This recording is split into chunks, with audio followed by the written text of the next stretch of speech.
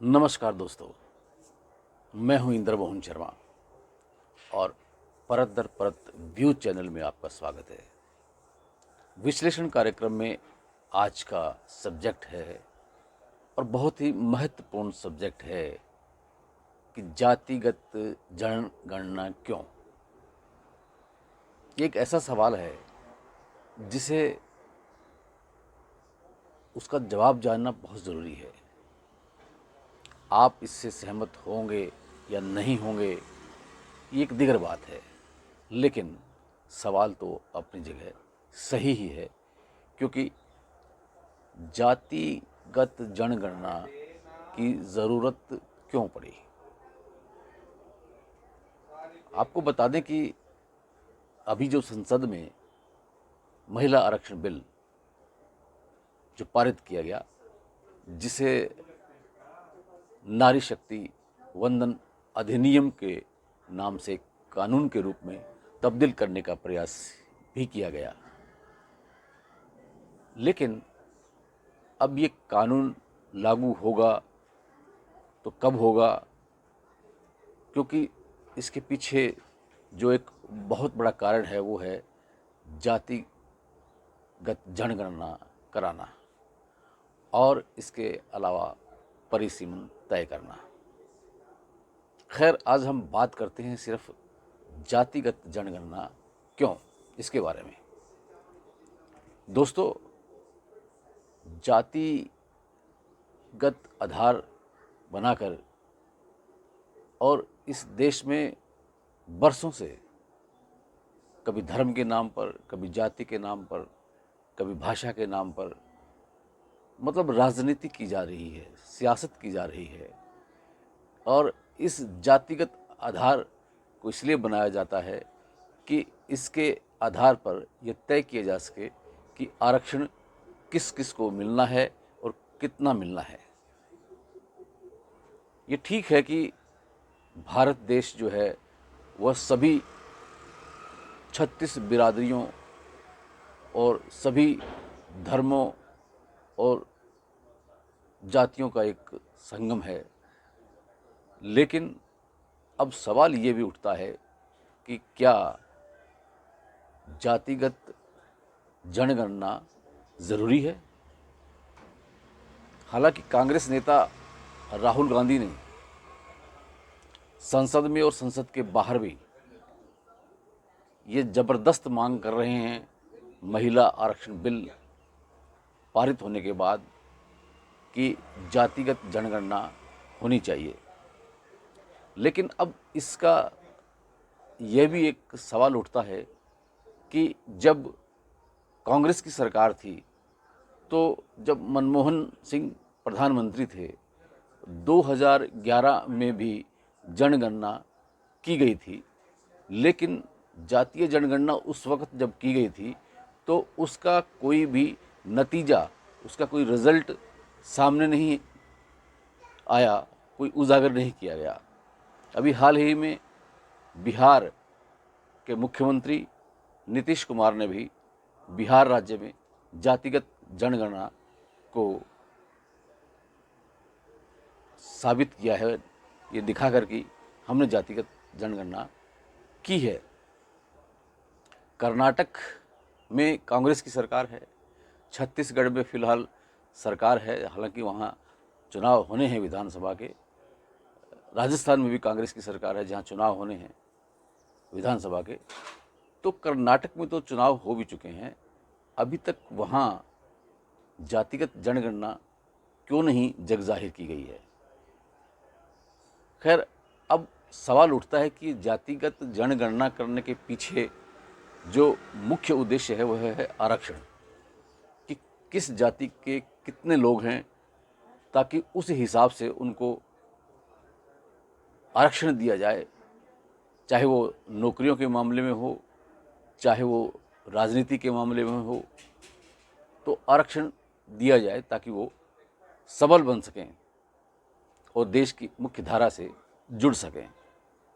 लेकिन मेरा ये मानना है कि जाति की बजाय अगर आर्थिक आधार को मुख्य रूप से मानकर अगर आरक्षण दिया जाए तो वह बहुत सही होगा, क्योंकि अब जातिगत आधार पे, चाहे वो पिछड़ा वर्ग हो, चाहे वो अनुसूचित जाति के हो, चाहे वो शेड्यूल कास्ट हो और शेड्यूल ट्राइब हो या आदिवासी हो, कोई भी हो, मुस्लिम हो, सिख हो, हिंदू हो, ईसाई हो, कोई भी हो, उनको देखा जाना चाहिए कि क्या उनका आर्थिक आधार क्या है, उनकी फैमिली की इनकम क्या है, और उसके आधार पर यह तय होना चाहिए कि उन्हें आरक्षण मिलना चाहिए या नहीं मिलना चाहिए। अब जैसे यादव जाति को ले लीजिए, वो पिछड़ी वर्ग में आता है, तो अगर लालू यादव के परिवार को भी आरक्षण की ज़रूरत हो और वो मांग करे कि वो आरक्षण दिया जाए, तो क्या ये वाजिब है? जबकि अकूत संपत्ति लालू यादव के परिवार के पास है। इसी तरह से मायावती अनुसूचित जाति से संबंधित हैं, लेकिन क्या मायावती के परिवार को आरक्षण की ज़रूरत है? तो अगर आर्थिक आधार पे ये किया जाए और अगर उसके आधार पे अगर आरक्षण दिया जाए, तो मैं समझता हूँ कि बहुत ही सही होगा। अभी तक जब 2011 से लेकर के और अब 2023 चल रहा है, इस बीच कितने ही चुनाव हो चुके हैं, लोकसभा के, विधानसभा के, बिना जातिगत जनगणना के हुए हैं। तो फिर अब जातिगत जनगणना का शोर क्यों मचाया जाता है?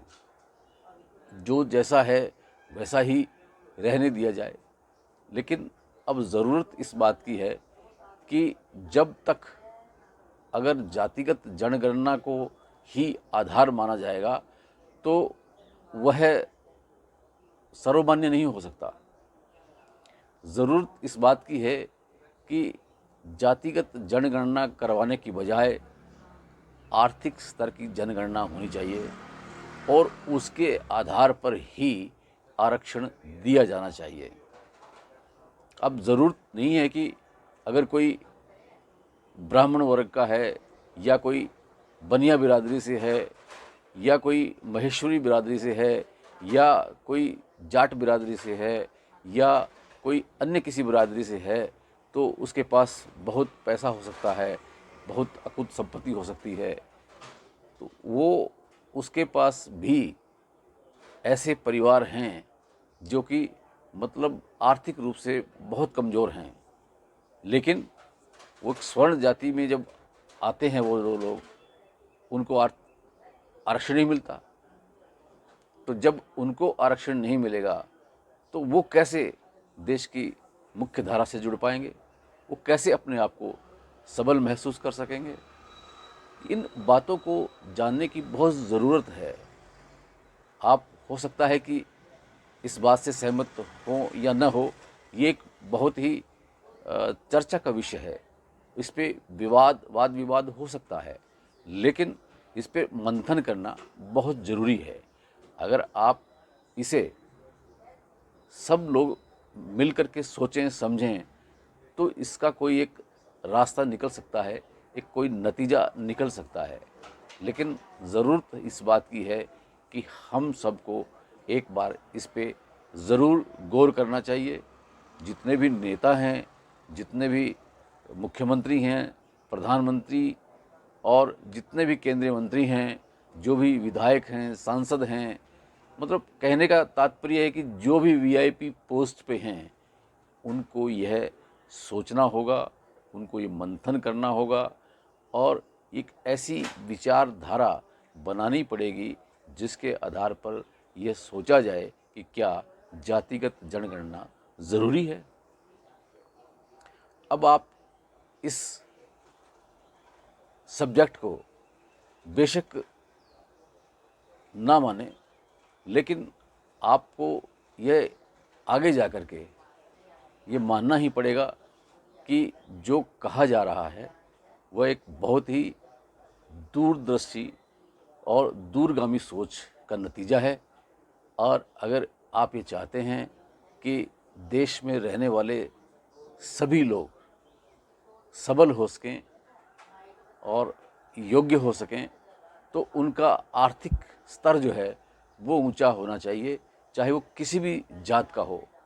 जात पात के आधार पर, धर्म के आधार पर अगर ये सियासत इसी तरह से चलती रही तो यह सियासत बहुत ज़्यादा सकारात्मक नहीं हो सकती। आपने देखा होगा कि आरक्षण विरोधी आंदोलन भी हुए थे और उन आंदोलनों में कितना जान माल का नुकसान हुआ था और उस नुकसान की भरपाई अभी तक भी नहीं हो सकी है और ना ही हो सकती है। अगर इसी तरह से ही आरक्षण को लेकर के, जात पात को लेकर के और धर्म को लेकर के अगर इसी तरह से ही हम सियासत करते रहेंगे और अगर ये देश के जो नेता हैं, चाहे वो सत्ता पक्ष के हों चाहे वो विपक्ष के हों, अगर वो इसी तरह से ही आपस में धर्म जात पात के नाम पर अगर सियासत करते रहे तो इस देश को तरक्की करने में बहुत कठिनाइयाँ सामने आएंगी। तो मेरे विचार में ये ज़रूरी है कि आज इस पर मंथन किया जाना चाहिए कि क्या जातिगत जनगणना ज़रूरी है, अगर ज़रूरी है तो क्यों है, अगर नहीं है तो क्यों नहीं है। ये एक बहुत ही महत्वपूर्ण सवाल है और मुझे ये कई बार मन में आया कि मैं इस मुद्दे को लेकर के, इस सब्जेक्ट को लेकर के मैं इस अपने चैनल में एक चर्चा करूं, एक विश्लेषण करूं।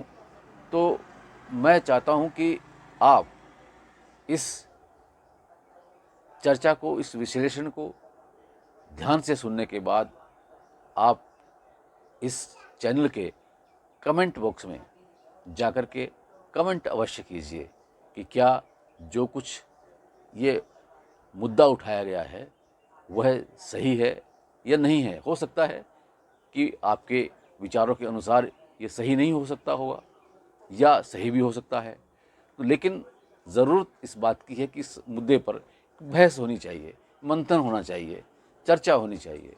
और ये चर्चा अगर लगातार जारी रहती है और इस पर कोई मंथन होता है तो मैं समझता हूँ कि इस पे कुछ न कुछ परिणाम एक सकारात्मक निकल सकता है और उसका फ़ायदा हम सभी देशवासियों को हो सकता है, ख़ास तौर से उनको जो आर्थिक रूप से पिछड़े हुए हैं, जो आर्थिक रूप से कमज़ोर हैं, जो जिनका कोई कहीं सुनवाई ही नहीं होती है, आर्थिक स्तर से जो कमज़ोर हैं, बेशक वो सरकारें उनको किसी भी तरह का, चाहे वो मुफ्त राशन देती हों, मुफ्त उनका इलाज करती हों और उनको और भी कई मुफ्त रेवड़ियाँ बांटती हों और बांटती रहेंगी, लेकिन उससे उस समाज का, उस जाति का बहुत ज़्यादा विस्तार नहीं हो सकता और बहुत ज़्यादा वो एक योग्यता के पैमाने पे नहीं आ सकती है जब तक कि उसका आर्थिक स्तर ऊंचा नहीं किया जाता। और आर्थिक स्तर ऊंचा करने के लिए कोई जाति, कोई पैमाना नहीं होती है। छुआछूत करना, जातिगत बात करना, ये ठीक है कि सब लोग सरनेम लगाते हैं, कोई शर्मा है, कोई वर्मा है, कोई यादव है, कोई कुछ है, कुछ मतलब कुछ भी आपके अपने नाम के आगे आप सरनेम लगा सकते हैं, ये आपकी पहचान का एक तरीका है, एक जरिया है। लेकिन इस सरनेम को लगा देने से जात पात को बढ़ावा दिया जाता है, ऐसा नहीं है। आप ठीक है, आप अपनी एक पहचान बना सकते हैं सरनेम लगा करके, लेकिन जातिगत आधार पर जनगणना हो और उसके आधार पर आरक्षण हो, यह बेमानी ही होगा। आप इसके बारे में क्या सोचते हैं? आपकी क्या राय है? आप इस चैनल को सब्सक्राइब भी करें। अगर आपको ये पसंद आया हो वीडियो, मेरे विचार, तो आप उनको लाइक भी कीजिए, आप शेयर भी कीजिए। और अगर किसी भी तरह का अगर आप अपना विचार भी प्रस्तुत करना चाहते हैं तो आप इस चैनल के कमेंट बॉक्स में जाकर कमेंट भी कर सकते हैं। और अगर आप कमेंट करेंगे तो उस पर एक लंबी बहस भी हो सकती है, मंथन हो सकता है, उस पर चर्चा हो सकती है और उस चर्चा के बाद कोई ऐसा नतीजा निकल कर सामने आ सकता है जो कि एक सकारात्मक हो सकता है और इस देश और के लिए एक बहुत ही फ़ायदेमंद भी साबित हो सकता है। आज के विश्लेषण में इतना ही। कल फिर किसी नए मुद्दे को लेकर, सब्जेक्ट को लेकर आपसे रूबरू होंगे। तब तक के लिए अलविदा, धन्यवाद, शुक्रिया।